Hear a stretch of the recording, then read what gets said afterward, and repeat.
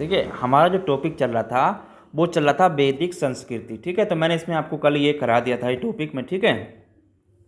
तो इसमें जो आगे क्वेश्चन है, जो आने वाले क्वेश्चन होते हैं, उसके बारे में आगे मैं आपको बताने वाला हूँ, ठीक है। तो मैंने यहाँ तक करा दिया था आपको, जो गविष्ठ शब्द है वो काय के लिए उपयोग हुआ युद्ध में, जो कबीले का नेतृत्व करता है राजा करता है। इसमें जो गविष्ठ, जो युद्ध के लिए, जो गविष्ठ में, जो युद्ध के लिए ऋग्वेद में गविष्ठ शब्द का उपयोग हुआ है, तो वो काय के लिए हुआ है, तो वो है गायों की खोज के लिए, ठीक है, जिसका अर्थ क्या होता है, गायों की खोज, ठीक है। तो चलिए उससे आगे क्वेश्चन करते हैं, इसमें आगे क्यों पढ़ते हैं। उससे पहले आपने अभी तक यूट्यूब चैनल को सब्सक्राइब नहीं किया, सब्सक्राइब कर लीजिए और बेल आइकन को भी प्रेस कर लीजिए। देखिए जो ऋग्वेद है हमारा, तो उसमें 7वें मंडल में दशराग युद्ध का वर्णन है, ठीक है। एक क्वेश्चन बनता है आपका, दशराग युद्ध का वर्णन किस में है, ठीक है। दशराग युद्ध का वर्णन, दशराग युद्ध। तो दशराग युद्ध का जो वर्णन है आपका, वो काय में है ऋग्वेद के 7वें मंडल में, ठीक है। काय में आपका ऋग्वेद के 7वें मंडल में, ठीक है, ऋग्वेद के 7वें मंडल में है, ठीक है। तो ऋग्वेद के 7वें मंडल में है, जो परुष्णी रावी के नदी पर भारत वंश और 10 जनों, यानी कि 10 जनों, 5 आर्य एवं 5 अनार्य के बीच हुआ था, ठीक है। इस युद्ध में भरत वंश के राजा सुदास की जीत हुई थी, ठीक है। तो ये पूछ लेता है दशराग युद्ध का जो वर्णन है वो कौन से मंडल में है, ठीक है। तो ऋग्वेद के 7वें मंडल में है, ठीक है। अब ये युद्ध हुआ था किस किस के बीच हुआ था, अगर उसकी बात करूं, देखिए ये मैंने बताया आपका कहाँ पर हुआ था, परुष्णी रावी नदी के किनारे, ठीक है। कहाँ पर हुआ था युद्ध, हुआ था आपका परुष्णी रावी, जिसे परुष्णी क्या बोलते हैं, रावी को, ठीक है, रावी नदी के किनारे, रावी नदी के किनारे हुआ था। और किसके बीच हुआ था, तो ये हुआ था आपका भरत वंश के राजा, ठीक है, भरत वंश के राजा और आपका राजा सुदास, यानी कि राजा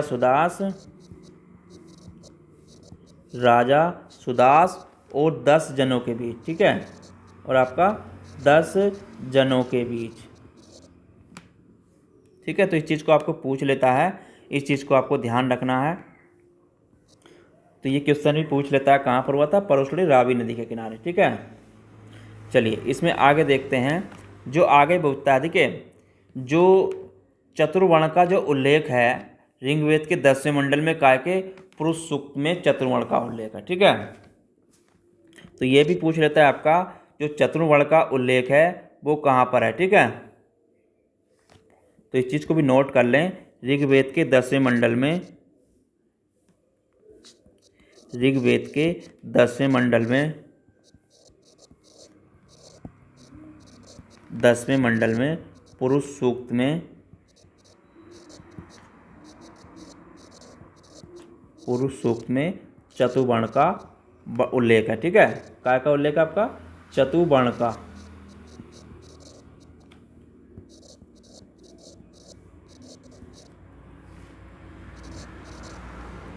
तो इसमें इसका उल्लेख है, देखिए इसमें क्या कहा गया था, इसमें जो कहा गया था आपका, इसमें कहा गया कि ब्राह्मण विराट पुरुष ब्रह्मा के मुख से, ठीक है। इसमें क्या कहा गया था, इसमें जो कहा गया था आपका, यानी कि ब्राह्मण जो चतुर्वर्ण है आपके, जो उनका उल्लेख है, तो इसमें कहा गया था आपका, तो इसमें कहा गया है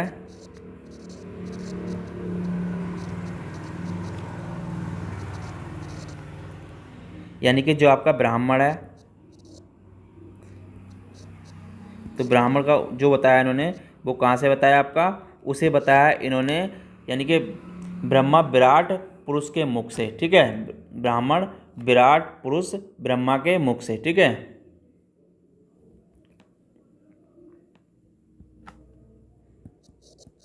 ब्राह्मण विराट पुरुष ब्रह्मा के मुख से, ठीक है।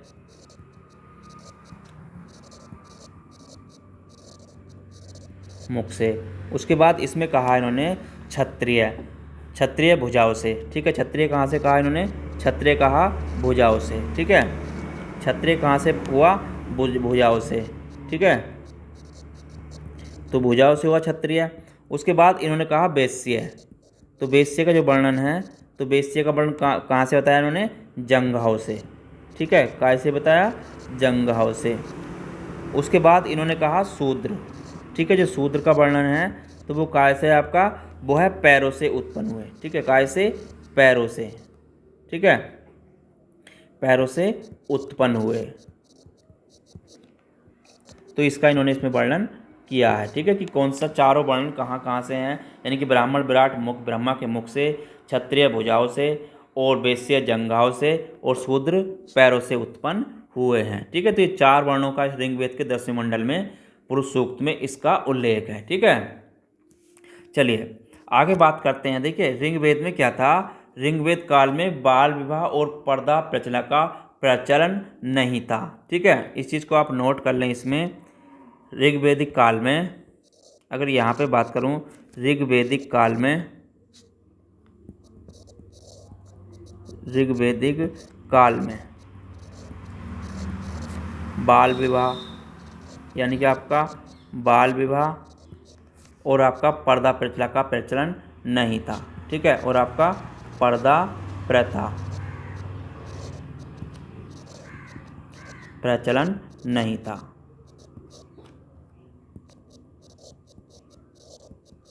ठीक है। नियोग तथा विधवा विवाह का प्रचलन था, ठीक है, काय का प्रचलन था? नियोग तथा आपका विधवा विवाह का प्रचलन था, ठीक है, नियोग तथा विधवा विवाह का क्या था? इसमें प्रचलन था, ठीक है। तो इस चीज़ को आपको ध्यान रखना है, ये भी क्वेश्चन पूछ लेता है, ठीक है। चलिए आगे देखते हैं।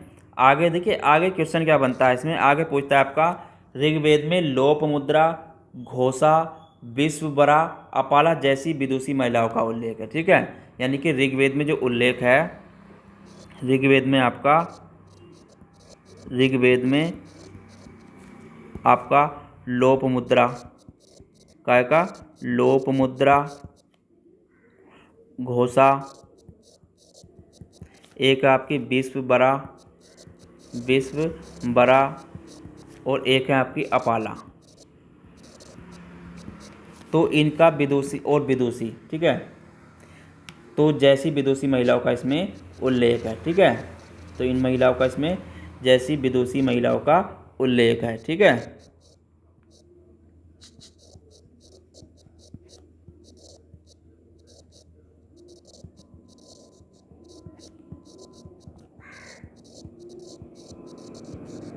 ये भी पूछ लेता है, इस चीज़ को आपको ध्यान रखना है, ठीक है। चलिए एक और है इसमें आपका, देखिए ऋग्वेद काल में गाय को सर्वाधिक उत्तम धन माना जाता था, ठीक है, गाय को क्या मानते थे? ऋग्वेद काल में गाय को सर्वाधिक उत्तम धन मानते थे, और घोड़ा को एक महत्वपूर्ण पशुधन मानते थे, ठीक है, ऋग्वेदिक काल में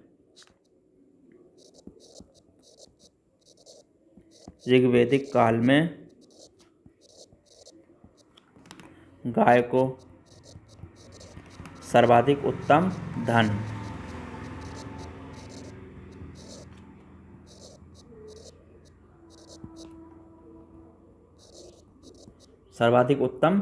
माना जाता था। और जो इसमें आपका घोड़ा को क्या माना जाता? एक महत्वपूर्ण पशुधन, ठीक है, घोड़ा महत्वपूर्ण पशुधन, घोड़ा को महत्वपूर्ण पशुधन,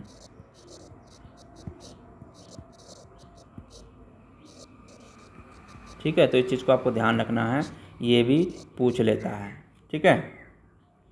चलिए अगला इसमें आता है आपका, देखिए ऋग्वेदिक आर्यों द्वारा धातु के रूप में सर्वप्रथम जो प्रयोग हुआ था वो तांबे का प्रयोग किया गया था, ठीक है, काय का प्रयोग किया गया था? ऋग्वेदिक आर्यों द्वारा सर्वप्रथम तांबे का प्रयोग किया गया था, ठीक है, आर्यों द्वारा सर्वप्रथम धातु के रूप में जो प्रयोग किया गया था, धातु के रूप में सर्वप्रथम तांबे का प्रयोग किया गया था। काय का प्रयोग किया गया था आपका? तांबे का प्रयोग किया गया था। ठीक है,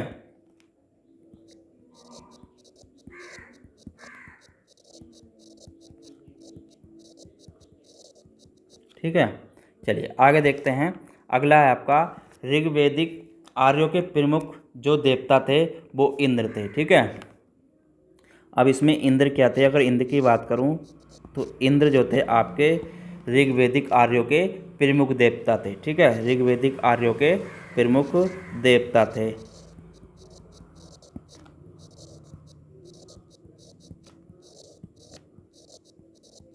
ठीक है, तो ये प्रमुख देवता थे किसके? ऋग्वेदिक आर्यों के।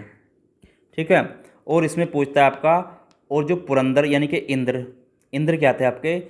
इंद्र पुरंदर को बादल का देवता माना गया है। ठीक है, इंद्र पुरंदर को क्या माना गया है? इन्हें जो माना गया आपका, यानी कि पुरंदर, इन्हें पुरंदर भी कहते हैं, इन्हें बादल का देवता माना गया है। ठीक है, यानी कि इंद्र को क्या कहते हैं हम? पुरंदर। ठीक है, तो पुरंदर भी कह देते थे, तो इन्हें क्या माना गया है? बादल का देवता माना गया है। ठीक है, बादल का देवता माना गया है।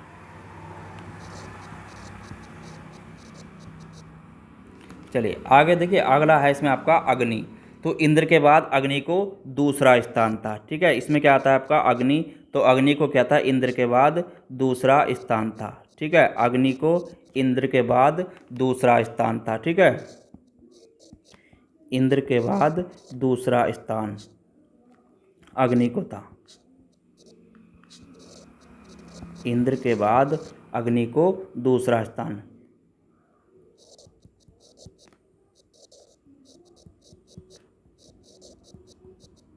ठीक है, तो इंद्र के बाद अग्नि को दूसरा स्थान दिया गया है। और अग्नि को मनुष्य और देवताओं के बीच के मध्य, यानी कि अग्नि को जो मानते थे ये, अग्नि को मनुष्य और देवताओं के बीच की भूमिका निभाने वाला देवता के रूप में पूजा जाता था। ठीक है, तो अग्नि को क्या करते थे ये? मनुष्य और देवताओं। ठीक है, मनुष्य और देवताओं के बीच मध्यस्थ की भूमिका निभाने वाला। ठीक है, तो इसे क्या कहते थे? इसके रूप में पूजते थे। ठीक है,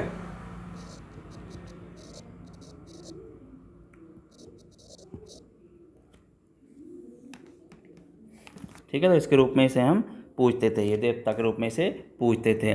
तीसरा जो आता है इसमें, तीसरा है आपका वरुण। ठीक है, तीसरा क्या था इसमें आपका? वरुण था। ठीक है, जो वरुण को जो पूजते थे, देखिए वरुण क्या था? तो वरुण आपका यानी कि तीसरा देवता था जो ऋतु के नियामक थे। ठीक है, वरुण क्या थे? आपके तीसरे देवता थे। ठीक है, वरुण आपके तीसरे देवता थे। और ये जो थे ऋतु के नियामक थे। ठीक है, काय के थे? ऋतु के नियामक, यानी कि ऋतु देवता इन्हें ही कहा जाता था। ठीक है, ऋतु के नियामक देवता थे। ठीक है, तो ये भी पूछ लेता है, इस चीज़ को आपको ध्यान रखना है। ठीक है, देखिए इसमें आगे एक चीज़ और आता है आपका, एक पूछता है आपका अदिति और उषा। ठीक है, तो अदिति और उषा क्या थी? देखिए यहाँ पे अगर बात करूँ अदिति और उषा की बात करूँ, तो अदिति और उषा क्या थी? ऋग्वेदिक काल में जैसी देवियों का उल्लेख है। ठीक है, काय का उल्लेख है? इनका देवियों का उल्लेख है। ठीक है, तो ये क्या है? आपकी देवी, इन्होंने माना था इनको, और इनका ऋग्वेदिक काल में इन देवियों का उल्लेख है। ठीक है, तो इस चीज़ को आपको ध्यान रखना है, ये भी पूछ लेता है। ठीक है,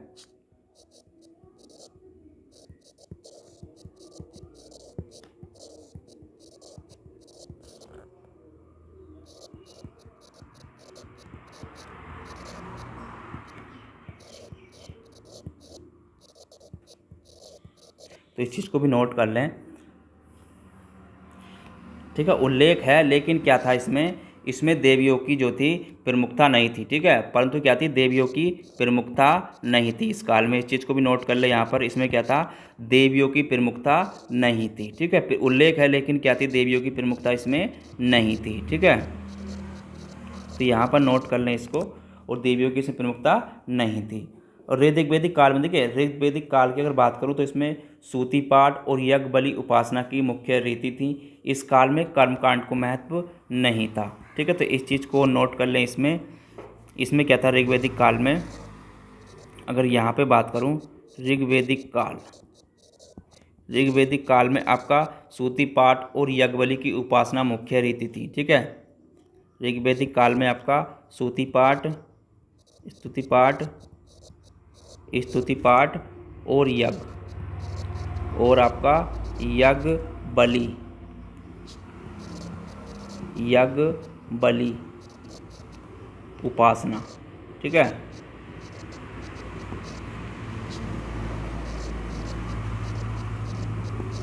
तो उपासना की क्या थी, ये मुख्य रीति थी, ये मुख्य रीति थी।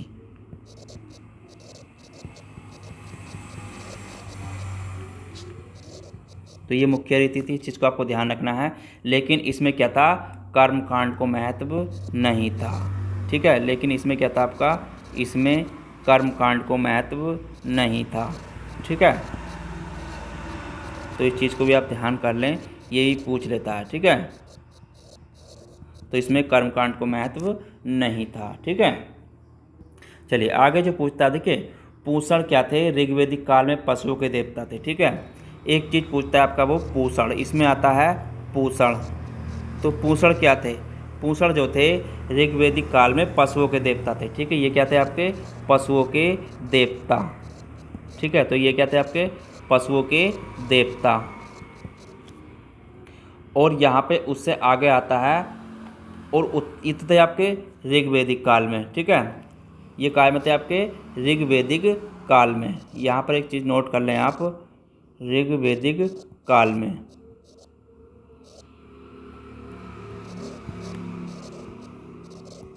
लेकिन यहीं पर एक चीज़ और आती है पूषण की। पूषण जो थे आपके इसी में पूछता है, यानी कि जो उत्तर वैदिक काल में थे वो शूद्रों के देवता थे। ठीक है, उत्तर वैदिक काल में क्या थे, शूद्रों के देवता।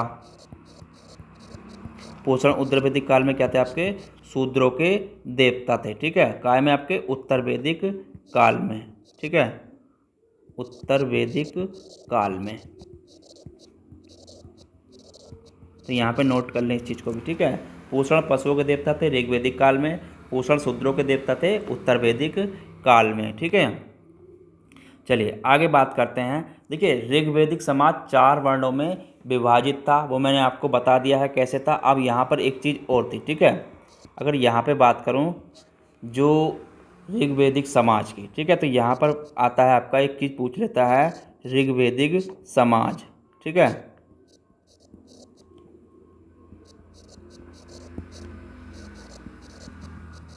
अगर ऋग्वैदिक समाज की बात करूं तो ये कैसा था, 4 वर्णों में विभाजित था। ठीक है, काय में था आपका 4 वर्णों में विभाजित। ठीक है, कौन कौन से में था ये जान लेते हैं। ठीक है, तो 4 वर्णों में विभाजित था, कौन कौन से में था, देखिए इसमें जो विभाजित था आपका ब्राह्मण। ठीक है, 4 वर्णों में विभाजित तो था, लेकिन एक चीज़ आप इसमें वो नोट कर लें, ये जो विभाजन था व्यवसाय के आधार पर था। ठीक है, यह विभाजन व्यवसाय के आधार पर था। ठीक है, यह जो विभाजन था आपका ये व्यवसाय के आधार पर था। ठीक है, विभाजन व्यवसाय के आधार पर था।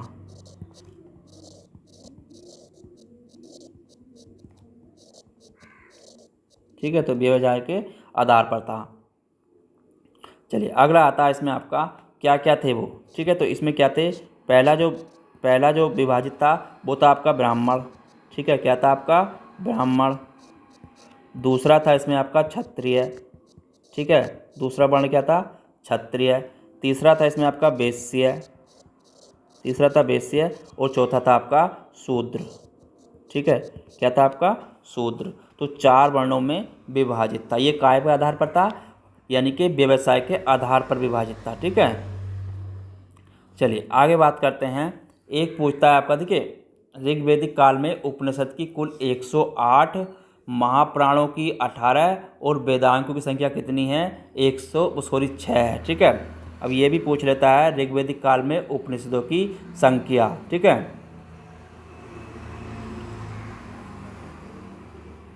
ऋग्वैदिक काल में। ठीक है, ऋग्वैदिक काल में उपनिषदों की संख्या की बात करूँ तो कितनी है आपकी? 108।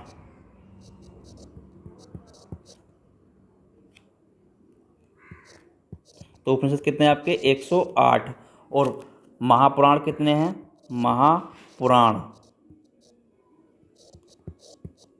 कितने हैं आपके? 18 हैं। ठीक है, कितने हैं आपके? 18। और जो वेदांग है वो कितने हैं आपके? 6। ठीक है, कितने हैं वेदांग हैं आपके? 6 हैं। ठीक है, वेदांग कितने हैं आपके? 6। महापुराण 18, उपनिषद कितने? 108 हैं। ठीक है, तो इस चीज़ को आपको नोट कर लेना है, ये भी पूछ लेता है। ठीक है,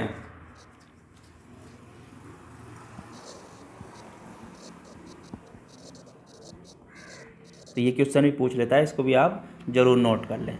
आगे आता है, देखिए, ऋग्वैदिक काल में स्त्रियों को अपने पति के साथ यज्ञ कार्य में भाग लेती थी। ठीक है, ये पूछ लेता है कि नहीं लेती थी, तो ऋग्वैदिक काल में स्त्रियां अपने पति के साथ यज्ञ में या क्या करती थी? मतलब यज्ञ में भाग लेती थी। ठीक है, तो इस चीज़ को भी नोट कर लें। ऋग्वैदिक काल में स्त्रियां अपने पति के साथ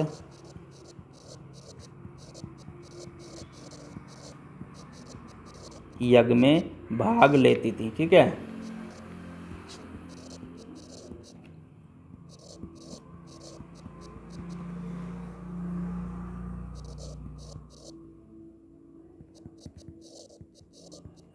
ठीक है, तो इस चीज़ को आपको ध्यान रखना है।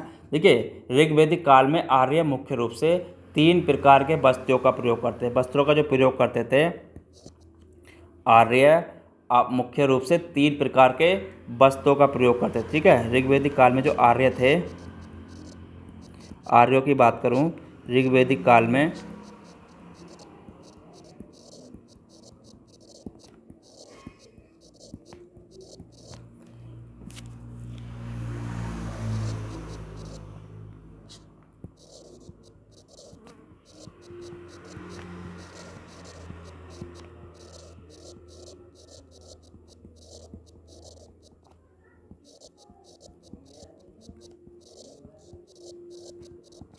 ठीक है 3 प्रकार के वस्त्रों का प्रयोग करते थे। क्या कहते हैं इसमें? एक था, देखिए, बाँस। ठीक है, एक क्या था आपका इसमें? बाँस था। दूसरा इसमें आपका अधिवास था। ठीक है, दूसरा क्या था आपका? अधिवास था, बाँस, अधिवास। और तीसरा था आपका उसणीय। ठीक है, तीसरा क्या था आपका? उसणीय। तो तीसरा क्या हो गया आपका? उसणीय। तो 3 प्रकार के वस्त्रों का प्रयोग करते थे। ठीक है, इसके अंदर क्या थे? इसके अतिरिक्त क्या थे? अंदर पहनने वाले कपड़ों को क्या कहते थे? नीवी कहते थे। ठीक है, इसमें एक चीज़ यहाँ पर डाल लें आप, अंदर पहनने वाले कपड़े को नीवी कहते थे। ठीक है, अंदर पहनने वाले कपड़े को नीवी कहते थे। अंदर पहनने वाले कपड़े को क्या कहते थे? नीवी। ठीक है, कपड़े को नीवी कहते थे। ठीक है, क्या कहते थे? नीवी। ठीक है, तो ये इसमें पूछ लेता है कि कितने प्रकार के वस्त्रों का प्रयोग करते थे, तो 3, बाँस, अधिवास और उसणीय। ठीक है, जो अंदर पहनने वाले कपड़े को कहते थे तो नीवी कहते थे। ठीक है, चलिए आगे अगर बात करूँ इसमें, देखिए, एक क्वेश्चन और बनता है इसमें आपका आगे। ऋग्वैदिक काल में कबीलों की प्रमुख राज्य प्रमुख होता था। ठीक है, जिसे राजन कहते हैं, मैंने आपको पहले भी करा दिया था। इसमें जो, देखिए, ऋग्वैदिक काल में कबीलों के की प्रमुख ही राज्य का प्रमुख होता था, जिसे क्या कहते? राजन कहते थे। इसमें 5 कबीले थे। ठीक है, जिनमें क्या थे? 5 कबीले थे। जो कबीले क्या थे इसमें आपका? युद्र, द्रहु, पुरु, अनु, दुर्वस। इन्हें पंचजन्वी कहा जाता है। ठीक है, इसमें क्या कहा जाता है? इन्हें पंचजन्वी कहा जाता था। ठीक है, कबीले ही प्रमुख राज्य, यानी कबीले राज्य प्रमुख होता था। ठीक है, कबीले का प्रमुख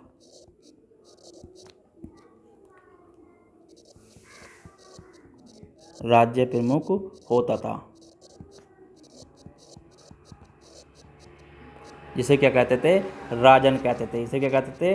राजन। ठीक है, तो इसे राजन कहते थे। अब ये देखिए, इनमें 5 कबीले थे। इनमें क्या थे? 5 कबीले थे, ठीक है। इनमें 5 कबीले थे। इनमें 5 कबीले थे। अब 5 कबीले थे, कौन कौन से थे? यदु, ठीक है। 5 कबीले कौन से थे आपके? यदु, यदु। दूसरा था आपका द्रुहु, ठीक है, द्रुहु।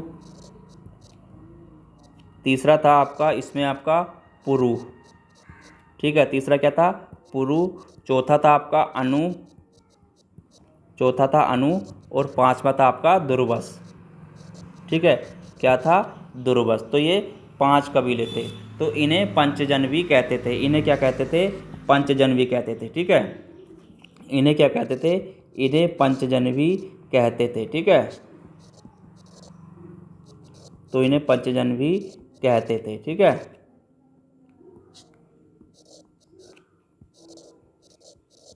तो इस चीज़ को नोट कर लेता है, ये चीज़ पूछ लेता है, ठीक है। तो आज के टॉपिक मैंने सारा आपको करा दिया है, ठीक है। तो जितना भी इसमें क्वेश्चन बनेगा वैदिक संस्कृति का, मैंने सारा आपको करा दिया है। इसमें मोस्ट है, ठीक है। सभी आपको थ्योरी वाइज ज़्यादा पढ़ने की जरूरत नहीं है। इतना मैं करा रहा हूँ, इतना भी पढ़ेंगे तो आपको बहुत हो जाएगा, ठीक है। तो सारे अधिकतर क्वेश्चन इसमें कवर हो जाएंगे, ठीक है। तो आज की टॉपिक हमारा यहीं पर समाप्त होता है, वैदिक संस्कृति का। कल पढ़ेंगे हम आपका वेद, ठीक है। तो वेद में पढ़ेंगे आगे, जितने भी हो सकेगा उतना मैं कराने की कोशिश करूँगा आपको। तो अगर आप चैनल पर नए हैं तो चैनल को लाइक शेयर सब्सक्राइब कर लें, और इस वीडियो को अगर अच्छी लगे तो शेयर ज़रूर करें। और अगर कोई भी क्वेरी हो तो कमेंट बॉक्स में हमें कमेंट करके ज़रूर बताएं। तो कल मिलेंगे फिर इसी टॉपिक में, इसी का अगला टॉपिक लेकर, वेद, ठीक है। जो आपका पीटी के एग्ज़ाम्स में सिलेबस है उसी के अनुसार मैं आपको करा रहा हूँ। अगर आप चैनल पर नए हैं तो चैनल के साथ बने रहें। धन्यवाद।